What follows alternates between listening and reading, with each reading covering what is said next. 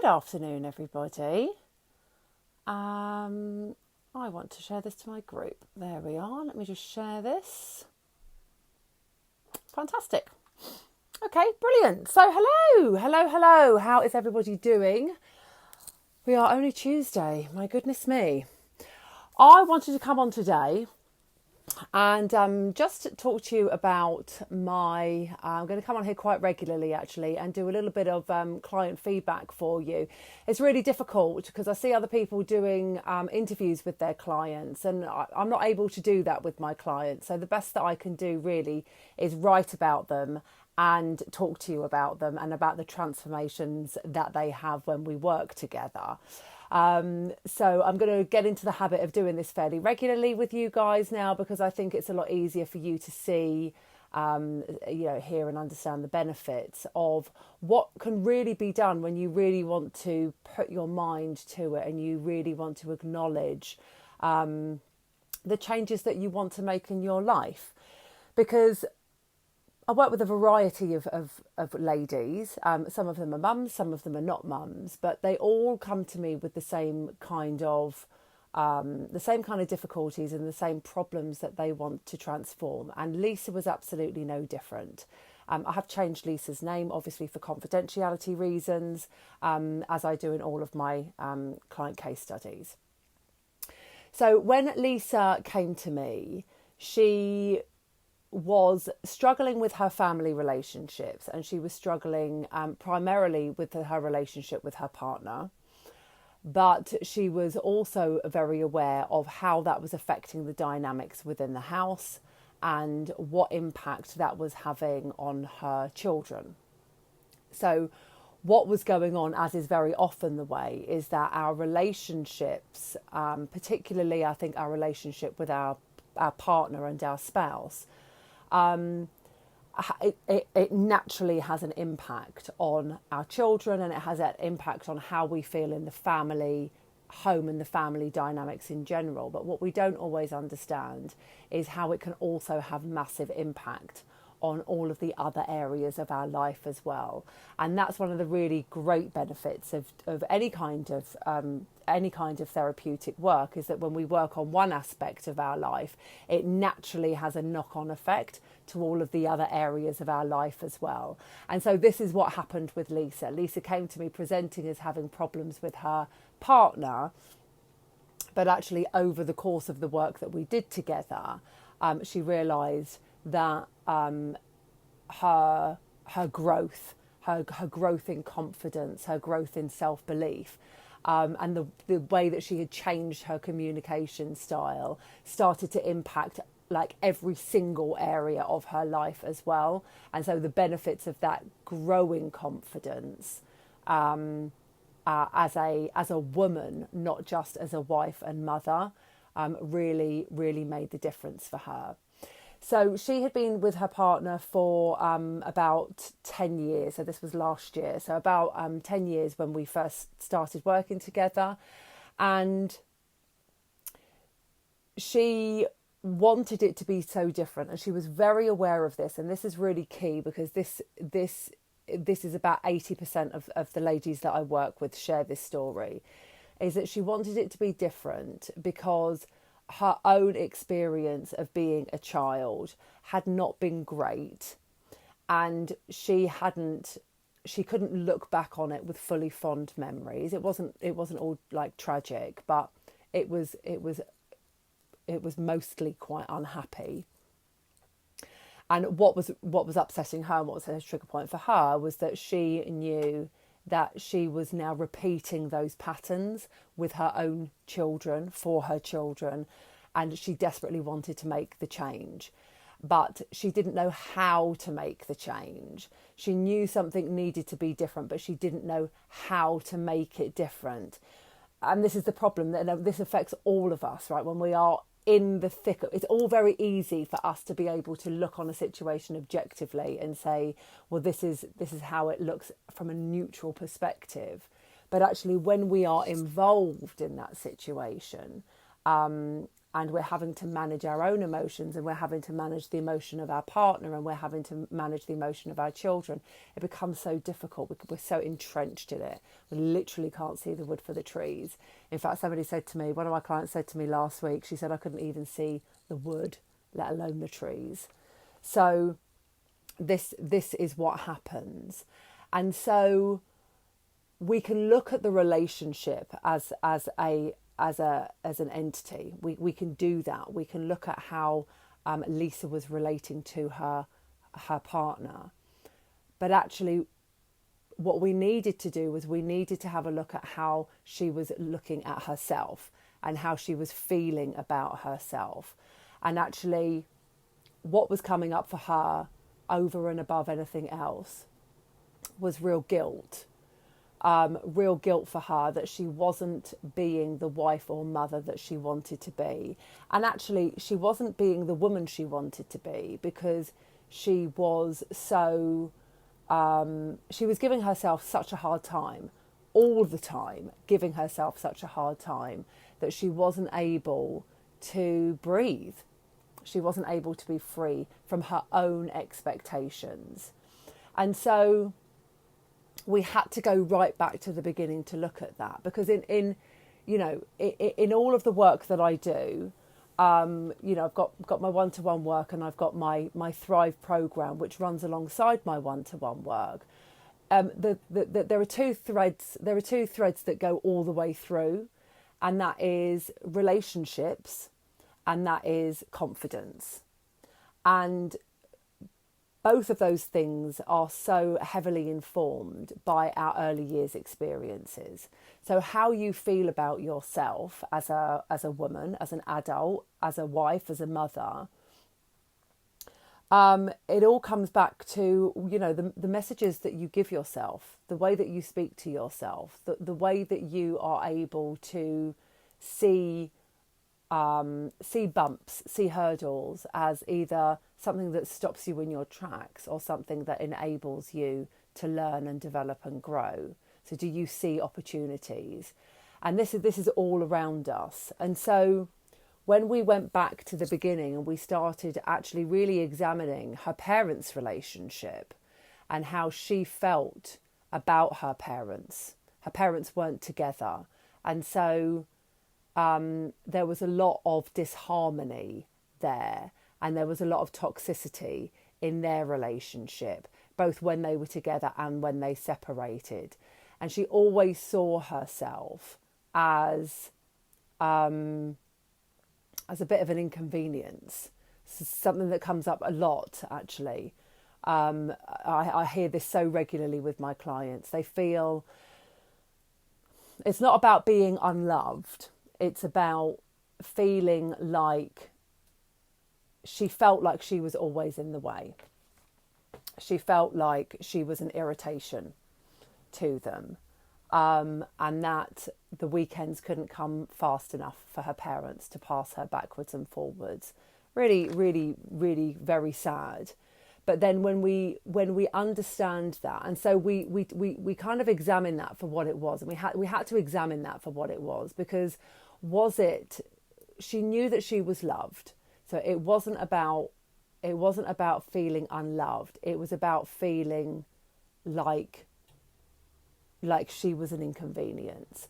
And so she had carried that through her entire life, always wanting to be either under the radar, never wanting to be a bother to anybody, never feeling important enough that she mattered. And that's really crucial, because when we go through life not feeling like we matter, and when we go through life feeling like we've just got to keep our head under the radar all the time, where is your voice? Where is your sense of self? Where is your sense of self-respect? Where is your sense of self-esteem? Where is your sense of value? And so when we went back and we really kind of examined that and had a think about what it was like, and this is the beauty of us now being adults, and us now being parents, and us now being working parents, and sometimes having marriage difficulties or divorce or what have you. we get to understand things from a different perspective. So was it that her parents were always, was it that she was an inconvenience? Were they too busy? Or were they actually just really caught up in their own stuff? And this is something that happens quite a lot. And I think this is a real generational thing. And for women of our generation, and I say our generation because most of my clients tend to be in their 40s. Well, the overwhelming majority of my clients are in their 40s. Our generation grew up where if you had parents who were divorced, it wasn't really that talked about, or it was just starting to happen. I know when my parents got divorced when I was about 8 or 9 at the time, it wasn't something that was talked about. And then later in life, I mean, I say like in my teens, it was something that was a little bit more familiar. People were starting to talk about it a little bit more. But back then, it still wasn't talked about like we talk about it now. Mental health wasn't talked about back then, anything like what we do, how we talk about it now. And so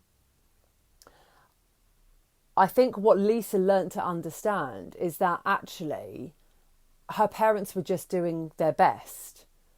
And maybe that it wasn't brilliant, and maybe at times it wasn't good enough, but actually they were doing their best. Now, the thing about the really important thing about understanding this, when we think back to the reason why it's so important to go back to our childhood and really understand that is because sometimes it's shit, right? Sometimes family situations are horrible, and sometimes families get it wrong.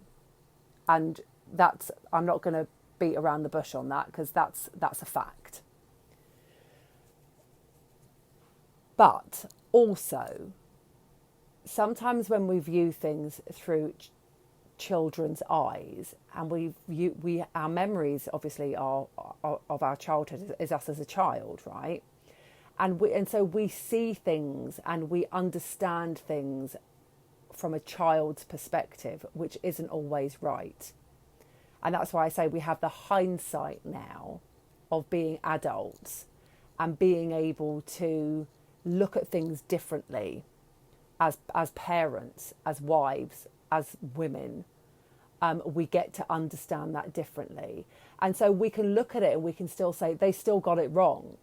Like they still made their mistakes. But when you look at it from an adult perspective, you can logically make much more sense of that than you might have done as a child. As a child, your context is very limited, and so you don't really understand what's going on.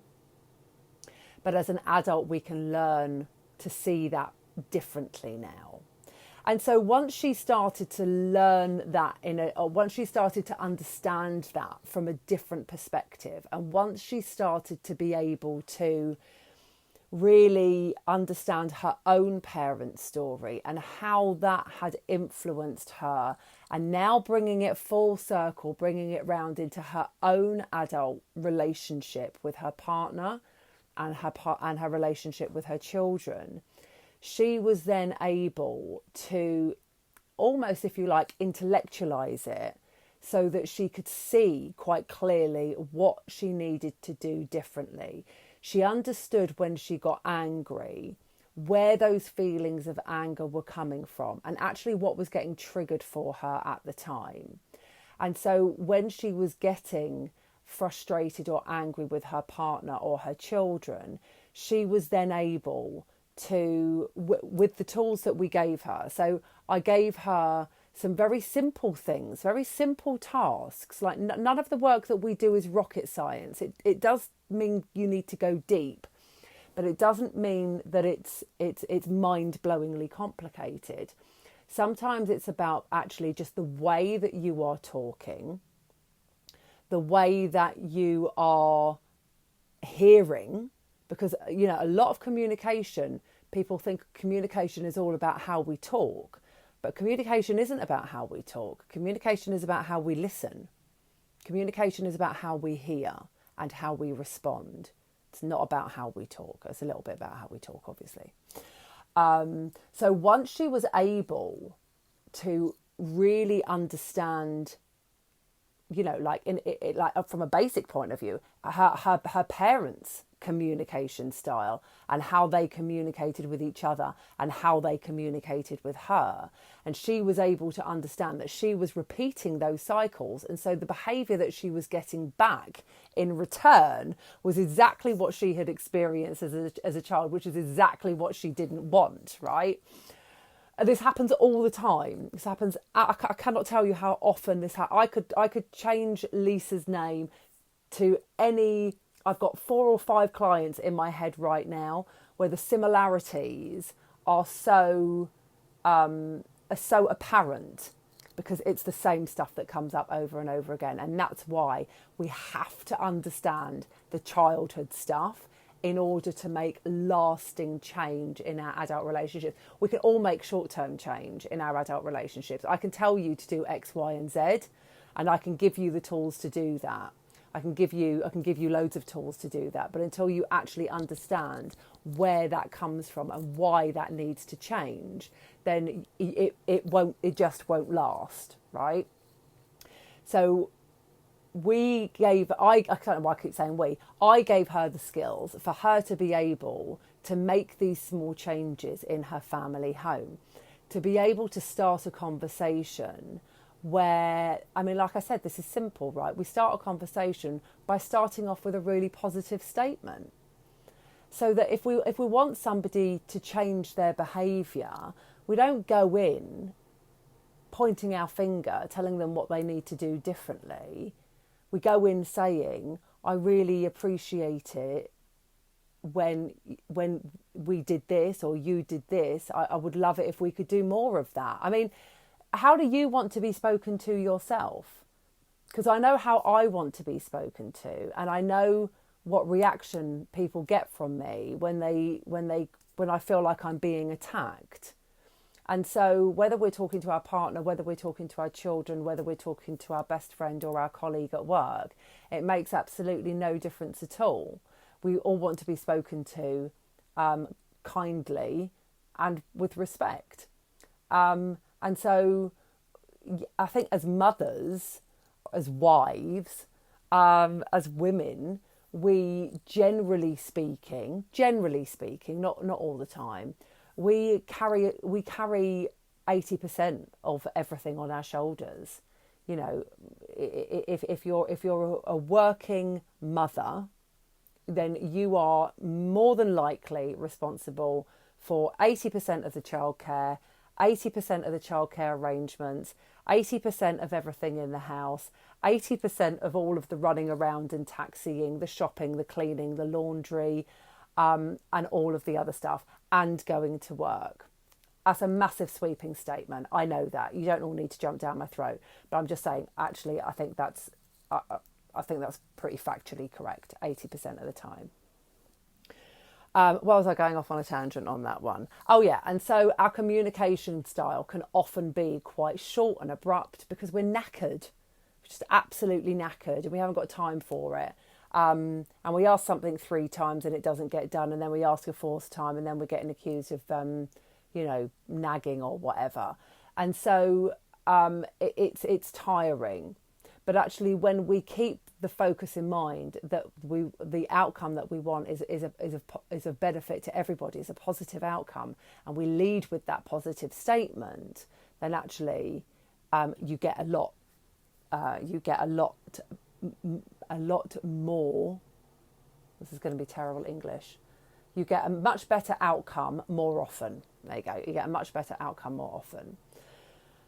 And that's how it goes. So once Lisa, we get back on track to Lisa, once Lisa was able to then start understanding herself, changing her communication style, raising her confidence, because, she was spending so much time beating herself up that she was getting it so wrong. She wasn't looking at the bigger picture. She wasn't looking at everything she was getting right. I've got my daughter's water bottle because I've left mine in the dishwasher.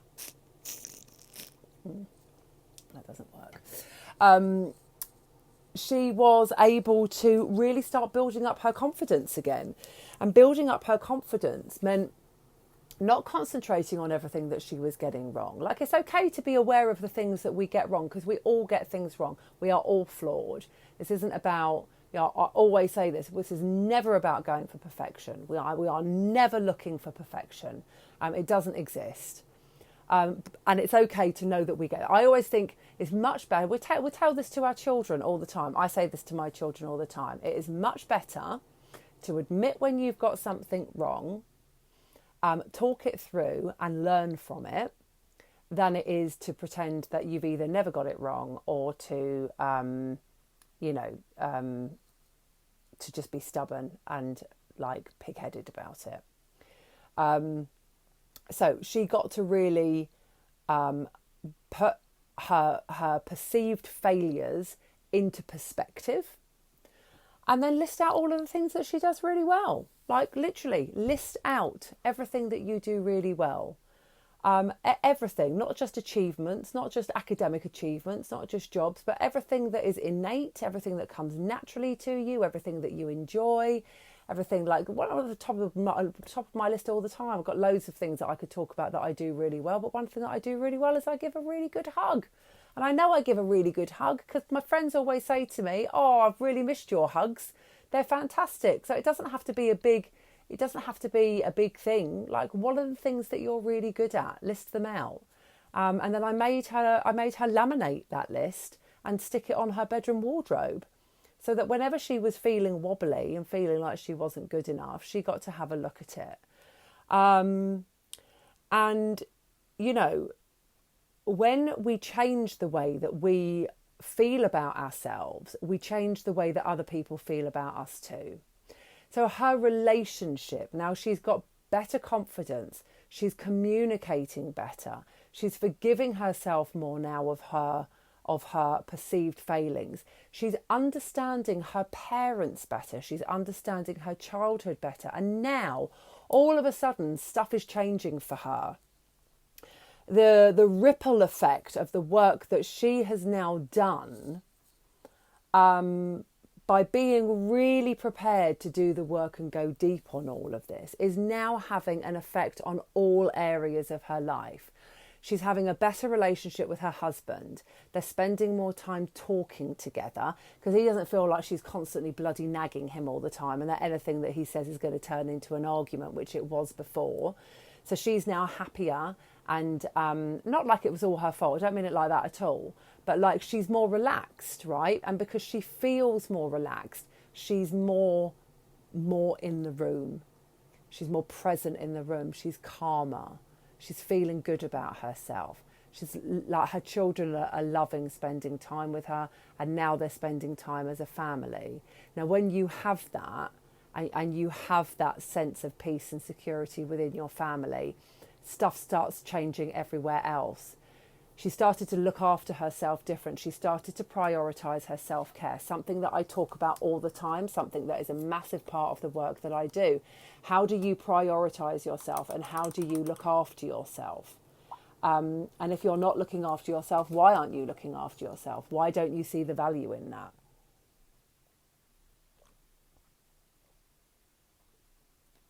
So I had to take the lid off it. Oh gosh, look at me chucking stuff down my top. How ridiculous. It's a bit embarrassing. So she started to do more self-care. She started to exercise. She started to put some time aside for yoga and for meditation. She started to allow herself, because she wasn't allowing herself before, to go out and meet up with her friends. And what was the benefit of her going out and meeting up with her friends and doing a bit of yoga and looking after herself? She was much happier. She was much happier. She was, this being more in the room with her husband and her children was having such a great impact, such a wonderful knock-on effect. She was happier with her friends. She was happier in her job. She was able to do her job better because she felt more engaged. She had more energy. She felt more confident. She was able to start speaking up in ways that she hadn't been able to speak up before. she felt like she was an imposter in her job before, and that she was at some point going to get found out for being a fraud. But actually, she then started to understand that actually she was really good at her job and she absolutely deserved to be there. And so this is it. And this is what I was saying at the top. We think it's about our relationship with our husband or our partner. And we think that that is the problem. And that may well be part of the problem. But actually, when you do the work and you understand yourself and you understand where your limiting beliefs come from and you understand why you are lacking in confidence and why you are getting into head-to-head situations with your partner and your children, and you really start to look at yourself and do the work and understand that at a much deeper level, then the benefits are throughout every aspect of your life. Like Lisa, her parenting improved, her relationship improved, her work productivity improved, her ability for self-care and seeing her friends improved. It all had a knock-on effect. So there we are. That's Lisa, one of my very, very, very wonderful clients. Just to confirm, I changed the name of all of my clients when I talk about them, obviously for confidentiality reasons. So so nobody, not that anybody would want to, I hope, but so that nobody can go through my friends list and work out who Lisa is. However, if you do want to know more about working one-to-one with me and want to know more about how you can create the life for yourself that you really, truly deserve, then I would absolutely love to speak to you. So I will put my link below. And of course, you can just DM me if that's easier for you. If you've got any questions, then do feel free to ask. I've got a 4-month coaching program. We work together one-to-one, 12 sessions, 4 months, because we usually spread them out over a fortnight. Once we get towards the end of our work together, you get full text support. So we get one-to-one sessions, full text support. There's a 9-module course that you do alongside that work that complements the work that we do together. And, you know, we literally, I do whatever I can to get you from the person that you are now to the woman that you want to be. And there is no stone that we don't leave unturned. We do the whole lot together, and you are held safely, therapeutically and lovingly, with a little bit of a nudge. Just making sure that you're going in the right direction. Okay. All right. I hope that was helpful. I look forward to speaking with you soon. Have a lovely rest of day. Take care. Bye bye.